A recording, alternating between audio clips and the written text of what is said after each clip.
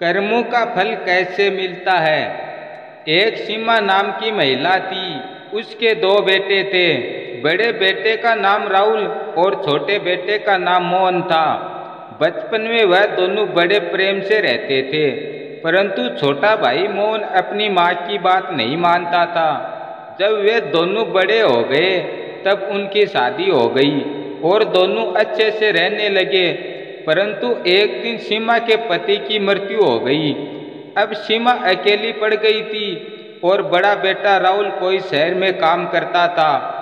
छोटा बेटा गांव में ही काम करता था, परंतु छोटा बेटा संपत्ति पाने के लालच में अपनी माँ को घर से निकाल देता है।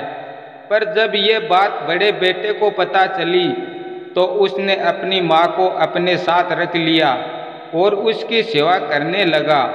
कई साल बीत गए। इसी तरह उसने अपनी माँ का ख्याल रखना जारी रखा।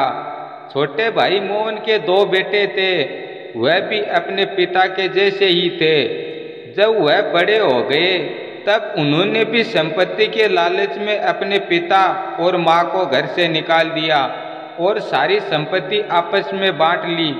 और उन्होंने अपने पिता से कहा, जिस तरह आपने अपनी माँ को घर से निकाला था, उसी तरह एक दिन नियति ने भी आपको घर से निकाल दिया।